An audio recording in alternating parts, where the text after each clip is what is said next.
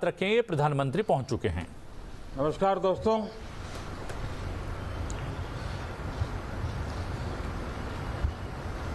Monsoon सत्र में आप सभी मीडिया जगत के लोगों का स्वागत है। साथियों, मानसून नवीनता और नवसर्जन का प्रतीक है और अब तक जो खबरें मिली हैं, देश में मौसम बहुत ही अच्छे ढंग से आगे बढ़ रहा है।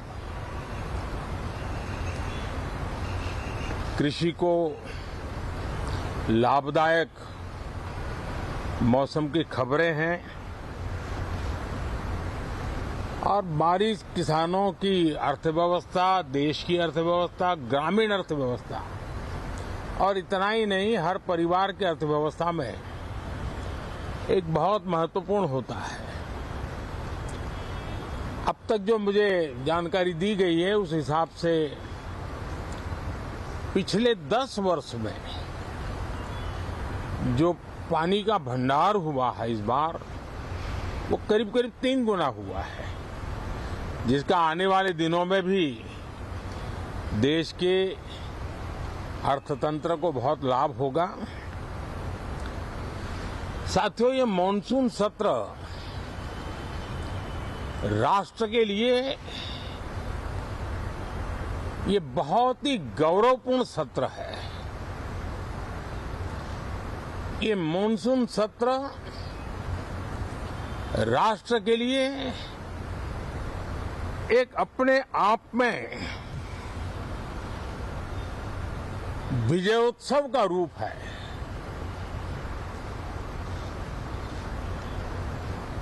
और जब मैं कहता हूं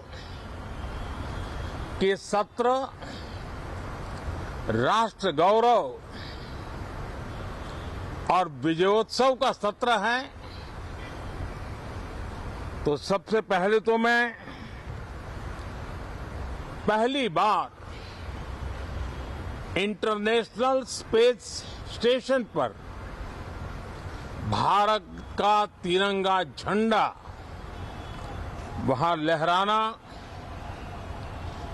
ये हर देशवासी के लिए गौरव की पल है।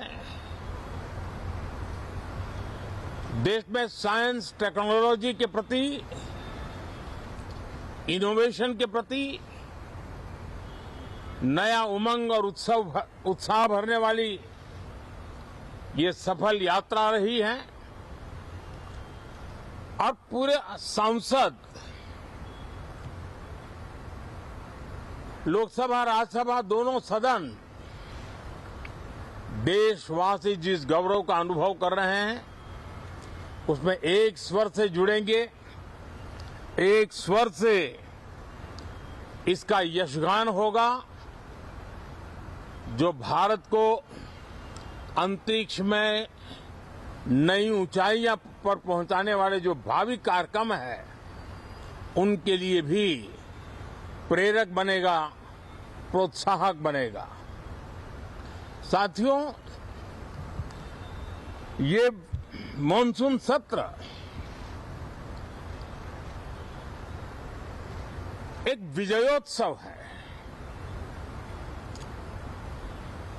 पूरी दुनिया ने भारत की सैन्य शक्ति का, भारत के सैन्य के सामर्थ्य का रूप देखा है।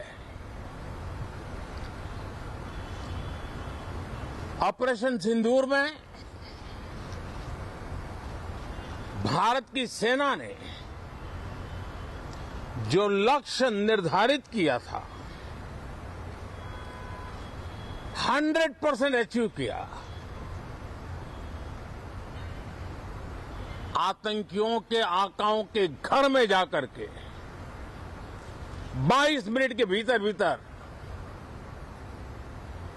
ऑपरेशन सिंदूर के तहत उसको जमींदोज कर दिया गया। और मैंने बिहार की एक कार्यक्रम में इसकी घोषणा की थी, जो हमारी सैन्य शक्ति ने बहुत ही कम समय में सिद्ध करके दिखा दिया। और इसमें मेड इन इंडिया सैन्य शक्ति का ये नया स्वरूप, इस पर भी दुनिया बहुत आकर्षित हुई है।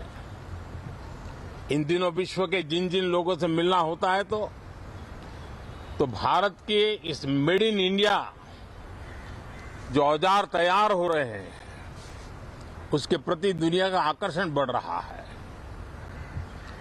मुझे विश्वास है कि जब सदन इस विजयोत्सव को एक स्वर में विजय के भाव से इस सत्र के दरमियान उन ओजस्वी तेजस्वी भावनाओं को प्रकट करेगा, तो भारत की सैन्य शक्ति को बल मिलेगा, प्रोत्साहन मिलेगा, देशवासियों को प्रेरणा मिलेगी और सैन्य क्षेत्र में जो रिसर्च, इनोवेशन और मैन्युफैक्चरिंग हो रहे हैं, made in India defence equipment बन रहे हैं, उसको भी एक बल मिलेगा और जो भारत के नौजवानों के लिए नए रोजगार के अवसर पैदा करेगा। साथियों, ये दशक हम एक प्रकार से देख सकते हैं कि शांति और प्रगति कंधे से कंधा मिलाकर के आगे बढ़ने के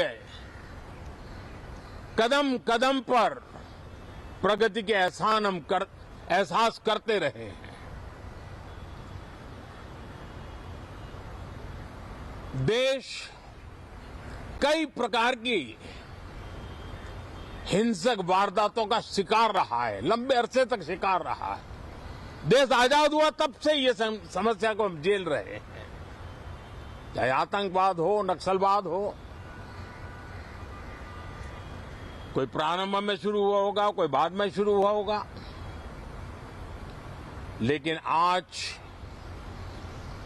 नक्सलवाद का, माओवाद का दायरा बहुत तेजी से सिकुड़ रहा है। माओवाद को, नक्सलवाद को जड़ से उखाड़ने के संकल्प के साथ देश के सुरक्षा बल एक नए आत्मविश्वास से, तेज गति से सफलता की ओर कदम रख रहे हैं।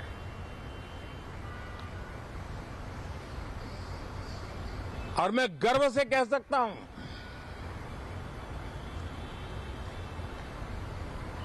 देश में सैकड़ों जिले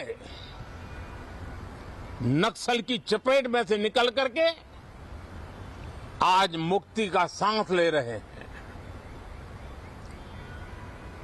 हमें गर्व है कि बम, बंदूक और पिस्तौल के सामने हमारा देश का संविधान जीत रहा है, हमारे देश का संविधान विजयी हो रहा है। देश के उज्जवल भविष्य के लिए साफ दिख रहा है कि कल तक जो रेड कॉरिडोर थे, वो आज ग्रीन ग्रोथ जोन में परिवर्तित होते नजर आ रहे हैं। साथियों, एक के बाद ऐसी घटनाएं देशभक्ति के लिए, देश की भलाई के लिए संसद में पहुंचे हुए हर माननीय सांसद के लिए गौरव का पल है। और संसद के इस सत्र में ये गौरव गान पूरा देश सुनेगा, हर सांसद से सुनेगा, हर दल से सुनेगा। साथियों, आर्थिक क्षेत्र में भी जब 2014 में आप सबने हमें जिम्मेवारी दी, देश फ्रेजाइल 5 की अवस्था से गुजर रहा था। 2014 के पहले वैश्विक अर्थव्यवस्था में हम 10वें नंबर पर थे और आज भारत तेज गति से दुनिया की तीसरे नंबर की अर्थव्यवस्था बनने की दिशा में आगे बढ़ रहा है, दरवाजे पर दस्तक दे रहा है। इन दिनों 25 करोड़ गरीबों का गरीबी से बाहर निकलना, जिसको विश्व की अनेक संस्थाएं सराहना कर रही है। देश में एक जमाना था 2014 के पहले जब महंगाई का दर, इन्फ्लेशन रेट डबल डिजिट में हुआ करता था। आज 2% के आसपास आकर के देश के सामान्य मानव के जीवन में राहत बन गया है, सुविधा बन गया है।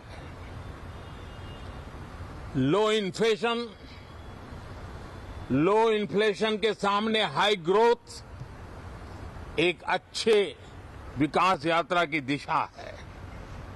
साथियों, डिजिटल इंडिया, यूपीआई आज भारत के एक नए सामर्थ्य को दुनिया देख रही है, पहचान रही है और ज्यादातर देश में उसके प्रति एक आकर्षण पैदा हो रहा है। यूपीआई ने फिनटेक की दुनिया में अपने एक नाम कमाया है। रियल टाइम डिजिटल ट्रांजैक्शन दुनिया में सबसे ज्यादा हो रहे हैं। दुनिया में जितने हो रहे हैं, अकेले भारत में उससे ज्यादा हो रहे हैं।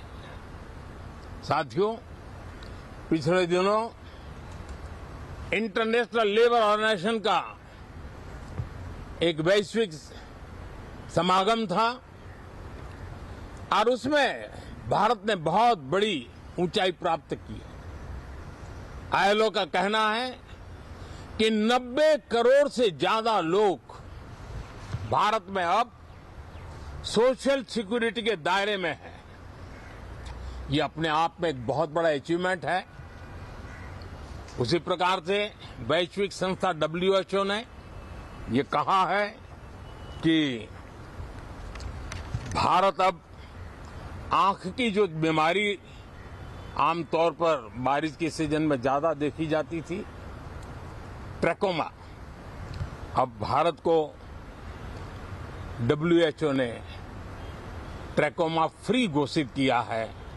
तो आरोग्य के क्षेत्र में भी ये अपने आप में एक महत्वपूर्ण भारत के लिए सिद्धि है। साथियों, पहलगाम की क्रूर अत्याचार, नरसंहार पूरी दुनिया चौंक उठी थी। आतंकवादी और आतंकवादी के आके दुनिया का ध्यान उनकी तरफ केंद्रित हुआ था और उस समय दल हित छोड़ करके देश हित में हमारे ज्यादातर दलों के प्रतिनिधि, ज्यादातर राज्यों के प्रतिनिधि विश्व भ्रमण किया, दुनिया के अनेक देशों में गए और एक स्वर से दुनिया के सामने आतंकवादियों का आका पाकिस्तान को बेनकाब करने का एक बहुत सफल अभियान चलाया। मैं आज राष्ट्र हित में किए गए इस महत्वपूर्ण कार्य के लिए उन सभी सांसदों की सराहना करना चाहता हूं, सभी दलों की सराहना करना चाहता हूं और उसने देश में एक सकारात्मक वातावरण पैदा किया। विश्व ने भारत की बात को स्वीकार करने की दिशा में अपने मन के द्वार खोले और इसके लिए ये हमारे सांसदगण, हमारे राजनीतिक दल सराहना करने के मेरे लिए सौभाग्य है। साथियों, हम जानते हैं कि ये स्पिरिट, एक स्वर, एक एकता का वातावरण देश को कितना उत्साह से भर देता है। विजयोत्सव का ये पर्व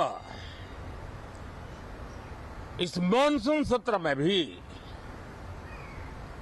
उसी भाव से प्रकट होगा। देश की सैन्य शक्ति को सराहना करेगा, देश के सामर्थ्य का गौरवगान करेगा और देश के 140 करोड़ नागरिकों को नई प्रेरणा का कारण बनेगा। मुझे विश्वास है कि हम सब मिलकर के डिफेंस के क्षेत्र में आत्मनिर्भर होने के इन प्रयासों को बल दें, सेना के सामर्थ्य की सराहना करें और मैं आज देशवासियों के सामने जरूर कहूंगा और देश के राजनीतिक दलों से भी कहूंगा कि देश ने एकता की ताकत देखी है, एक स्वर का सामर्थ्य क्या होता है देखा है। तो सदन में से भी सभी माननीय सांसद उसको बल दें, उसको आगे बढ़ाएं और मैं जरूर कहूंगा, राजनीतिक दल अलग अलग है, हर एक का अपना एक एजेंडा है, अपनी एक भूमिका है, लेकिन मैं इस वास्तविकता को स्वीकार करता हूं कि दल हित में मत भले न मिले, लेकिन देश हित में मन जरूर मिले। इसी एक भावना के साथ इस मॉनसून सत्र से देश के विकास यात्रा को बल देने वाले, देश की प्रगति को बल देने वाले, देश के नागरिकों को सामर्थ्य देने वाले अनेक विधेयक प्रस्तावित हैं। सदन विस्तृत चर्चा करके उसको भी पारित करेगा। मेरी सभी माननीय सांसदों से उत्तम डिबेट चलाने के लिए शुभकामनाएं हैं। बहुत बहुत धन्यवाद।